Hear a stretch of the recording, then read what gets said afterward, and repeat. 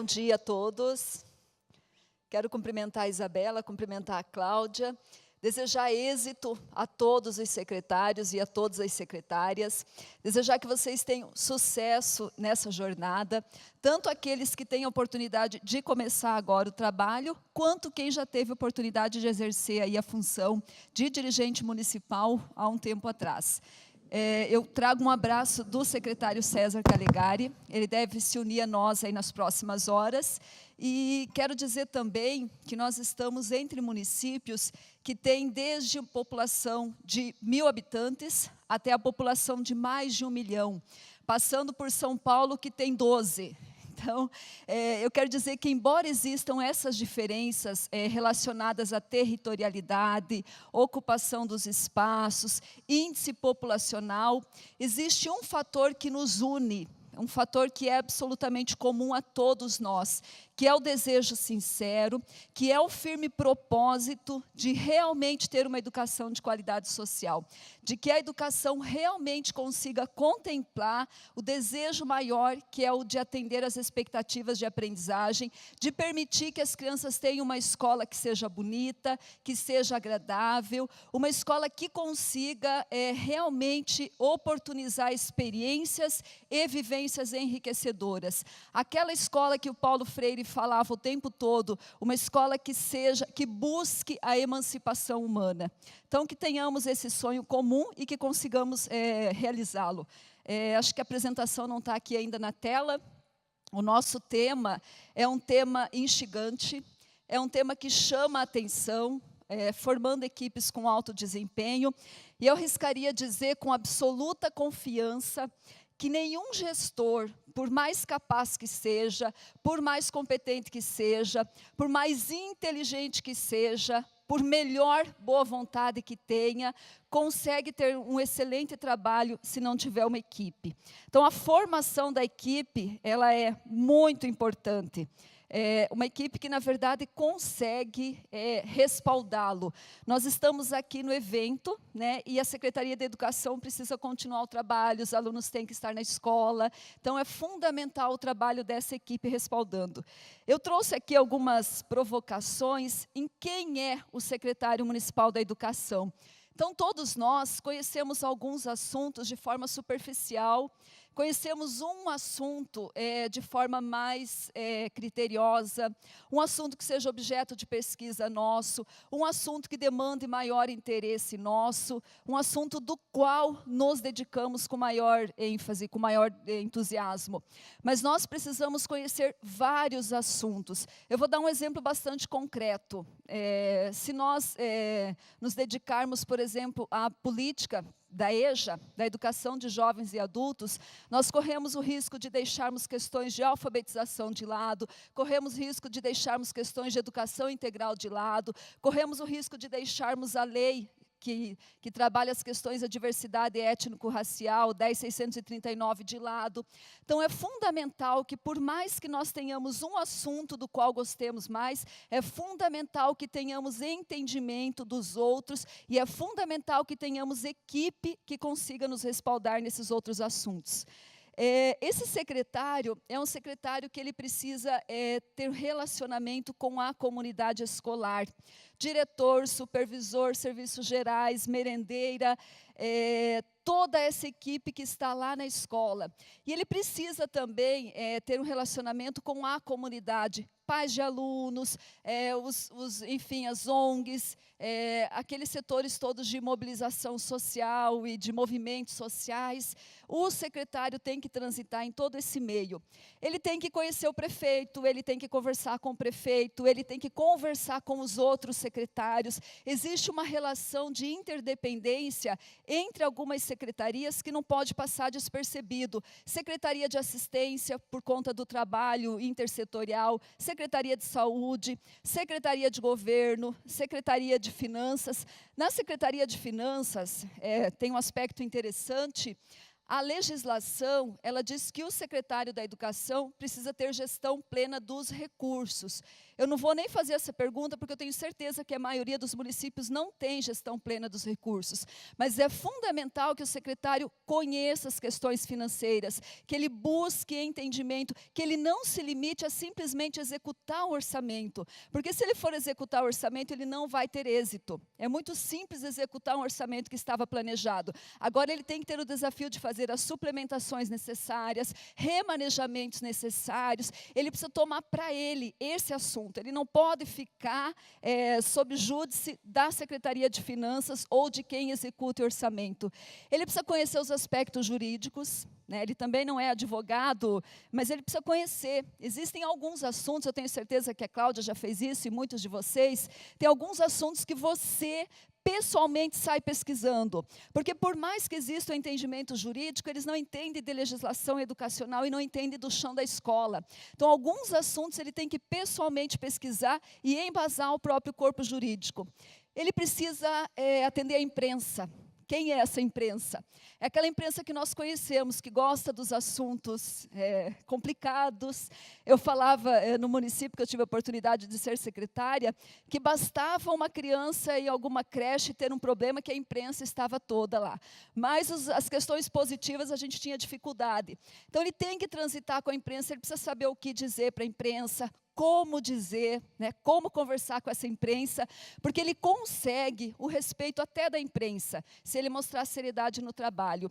Ele precisa contemplar as expectativas, né? Que expectativas são essas? Todo mundo tem expectativa. Trocou o secretário de Educação, os professores têm expectativa, a comunidade tem expectativa, e ele precisa ainda executar o plano de governo. Gente, esse relógio passa muito rápido. Tem problema, Cláudia.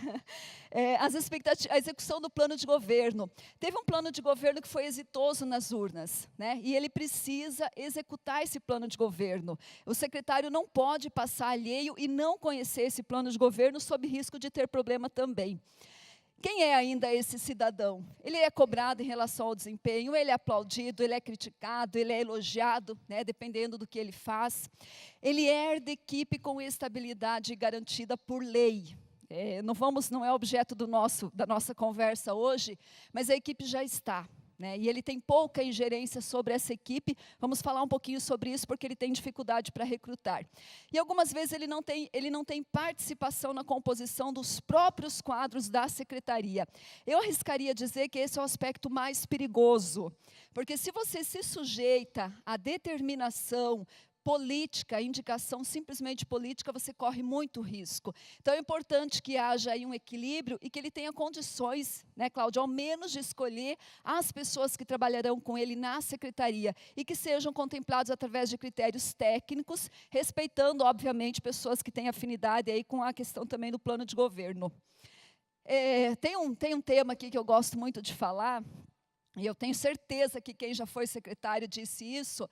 Eu cansei de repetir ao me apresentar dizendo que eu era professora, e que eu estava secretária de Educação.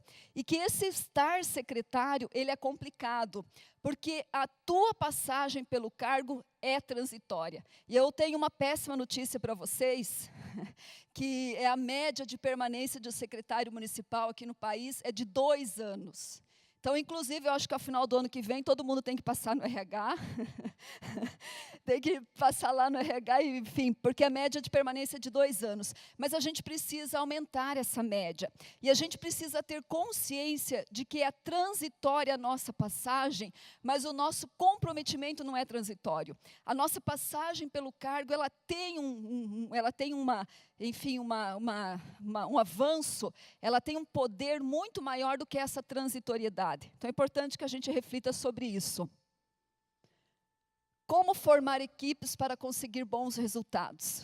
Bom, fácil, né? Tem muita publicação sobre esse assunto. Em educação, nós não utilizamos muito, mas os livros ligados à área de administração, eu diria que existe um verdadeiro rigor metodológico para a composição das equipes. Esse rigor metodológico, ele passa pela seleção de equipes de acordo com o projeto. Primeiro se define o projeto, depois pensa na composição da equipe. Essa equipe precisa ter habilidade, precisa ter domínio, precisa ter especificidade, prioridade, o projeto precisa ter um escopo, tem um gerente de projeto. Nós não damos conta de fazer tudo isso, né? Mas é importante que a gente tenha esse conhecimento. Desde a família, escola, faculdade, empresa, nós começamos a trabalhar em equipe. Agora, eu não estou absolutamente convicta de que a escola, de que a família, de que a empresa, de que a faculdade ensine a gente a trabalhar em equipe. Eu acho que nós não conseguimos aprender, eu acho que nós aprendemos realmente na prática.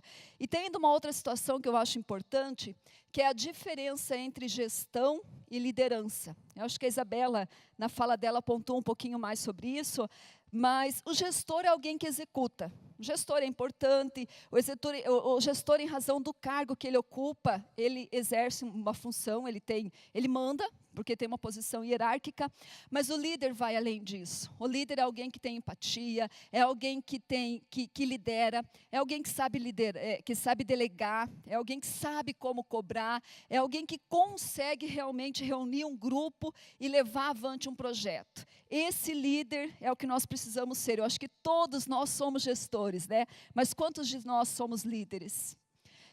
Reconhecer que sempre há o que aprender. Nós temos que ouvir, escutar experiências exitosas de outros municípios, pesquisar, aprender. É fundamental que nós tenhamos isso na nossa prática.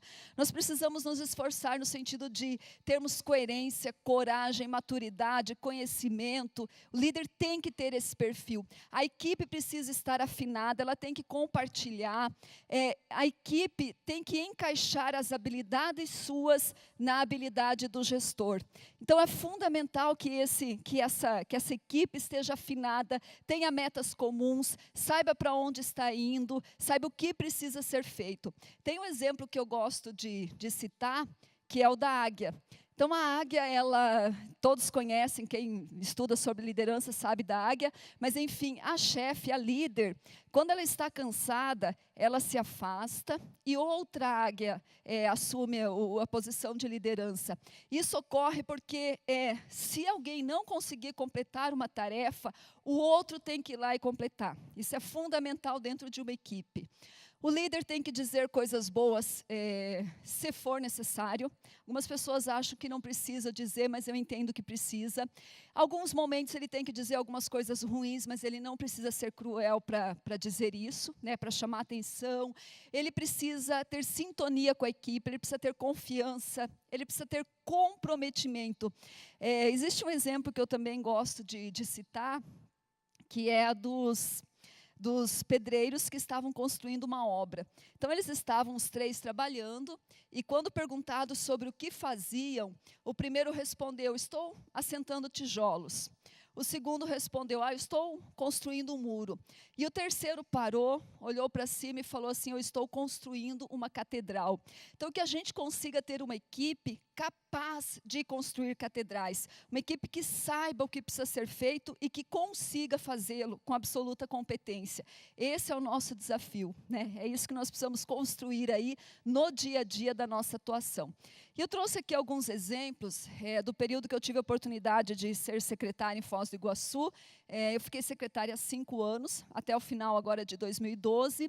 Foz do Iguaçu é uma cidade de porte médio, mas que tem problemas de cidade grande, uma cidade que está na fronteira, tem tráfico, muitos alunos nossos, a Vânia mesmo, ela trabalha em uma escola cujos alunos ficam com os pais na beira do Rio Paraná, à noite, na travessia de ilícitos. Então, é essa a realidade lá de Foz do Iguaçu. Foz do Iguaçu tem 20 mil alunos, do pré até o 5º ano, tem mais 6 mil alunos na educação infantil, e tem ainda o atendimento no centro de convivência, que a gente vai ter a oportunidade de explicar um pouquinho mais sobre o que é. Nós fizemos um trabalho em Foz, que ele foi centrado em 3 macroeixos. Eu diria que foram 3 eixos estruturantes: melhoria da infraestrutura, fortalecimento da ação pedagógica e fortalecimento da gestão escolar. Toda a nossa atuação ela esteve centrada, esteve aí dentro dos 3 eixos. Na melhoria da infraestrutura, nós reconstruímos 75% da rede escolar. tanto a educação infantil quanto fundamental, e ainda construímos os centros de convivência. Essa reconstrução, a Cláudia lembrou bem, não é decisiva para a melhoria da qualidade de ensino, mas é um aspecto importante. E nós conseguimos fazer, o Romeu está aqui, ele vai explicar um pouquinho, também com a ajuda do Ministério da Educação. E é possível, eu digo, cadê o Romeu? Eu digo que eu sou garota propaganda do PAR, o Plano de Ações Articuladas, ele é muito importante, ele ajuda os municípios e nós conseguimos aqui grande parte com a ajuda do PAR e também do PAC 2. Aqui o Centro de Convivência Escola-Bairro é um espaço em que a comunidade tem oportunidade de participar de atividades no período contraturno. O Centro de Convivência Escola-Bairro, para quem conhece os CELS, é uma estrutura semelhante aos CELS. Então participam os alunos que estudam na escola, aqui é uma foto aérea, mas participam também os alunos das escolas do entorno, assim como a comunidade. Nós temos várias atividades à noite para os adultos e também para os adolescentes. Fortalecimento da ação pedagógica. Eu trouxe aqui um exemplo que eu gosto bastante, que nós criamos o Prêmio Paulo Freire. O Prêmio Paulo Freire é um prêmio que permite que os professores sejam autores.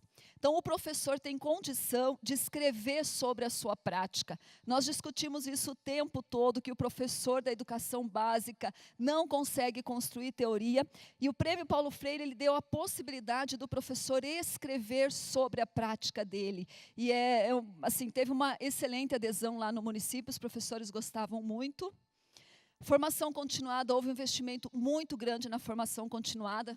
Os encontros foram feitos tanto para a equipe gestora quanto para os professores, através do núcleo de tecnologia do município, através de seminário, através dos encontros, alguns que a própria Secretaria da Educação oferecia e outros que nós contratávamos pessoas de fora. Aqui uma foto do Mário Sérgio Cortella.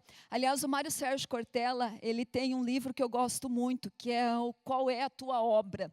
Quem não teve oportunidade de lê-lo, eu recomendo. Ele fala muito da importância de você deixar um legado, da importância de você deixar uma obra. E ele cita o exemplo do médico, né? Assim como vários, existe o exemplo do médico de que nós temos que fazer o nosso melhor, não fazermos o possível. E ele cita que chega o marido, né, extremamente apaixonado pela esposa, a esposa sofre um ataque cardíaco e ele vai até o hospital, consegue falar com o médico e pergunta ao médico se a esposa vai ter chance de se salvar. Aí ele diz que o médico vira para o marido e fala assim, olha, eu vou fazer o possível, mas não sei.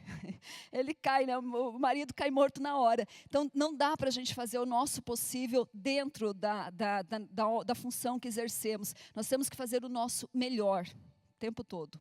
Aqui nós fizemos material, a exemplo do que aconteceu no Rio, o material foi feito pela equipe da Secretaria da Educação e pelos professores da rede. Então, todo o material foi construído coletivamente, e aí nós compramos dicionários, livros de literatura também.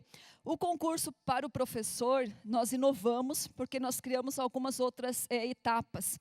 Então, a objetiva, que você respondia as questões normais, discursiva, de 25 a 30 linhas, com argumentos coesivos, com elementos narrativos, desempenho didático, que é uma inovação importante, que eu também recomendo. No desempenho didático, o professor ele precisava executar um plano de aula. O tema era sorteado 24 horas antes, e ele precisou, na execução desse plano, havia uma banca, que era composta por professores do ensino superior, e nessa banca ele precisava mostrar a capacidade dele de argumentação, fluidez, aquelas questões que são importantes para o desempenho da aula. A avaliação psicológica também com caráter eliminatório, a avaliação psicológica, claro, com todo o rigor científico necessário, por psicólogos, mas que ele dava conta de tentar um prognóstico aí da possibilidade do professor. E ainda a prova de títulos. Na ampliação do tempo escolar também inovamos, na verdade, investimos, né? Plano de estudos individualizados no contraturno, o centro de convivência que eu já falei, mas também outros programas junto ao Sistema S, junto ao próprio Ministério da Educação, Ministério da Cultura e ainda o Ministério do Esporte. As Olimpíadas, um evento também importante que nós fazíamos lá em Foz, com a participação de toda a rede. A inovação também eram as atividades do saber e da arte. No fortalecimento da gestão escolar, então, nós conseguimos o Plano Municipal da Educação e também o Conselho. tá, que ficou instituído. Nós temos aqui o índice comparativo da aprovação de 2001 e de 2011. Eu queria chamar a atenção de vocês ali para primeiro ano, segundo 82% em 2001 e depois 93%. E aqui a nossa tabelinha da reprovação, por muito tempo 15%, depois avançamos um pouco. O programa FICA foi determinante no processo da evasão escolar. Nós, conseguimos descobrir aí alguns motivos que levavam as crianças em situação de evasão. E aqui um gráfico que mostra, então, o índice de evasão. Nós chegamos em 2011 a 3 alunos evadidos, em 2012 nenhum aluno evadiu. Então nós conseguimos zerar a evasão lá no município. Aqui o IDEB das escolas, uma escola com 8,6, outra com 8,3, uma com 8,2, e nós temos aqui as duas escolas que têm um índice menor, eles têm 6,2. Então essa é a realidade hoje lá em Foz do Iguaçu. Muito obrigada mais uma vez, bom evento.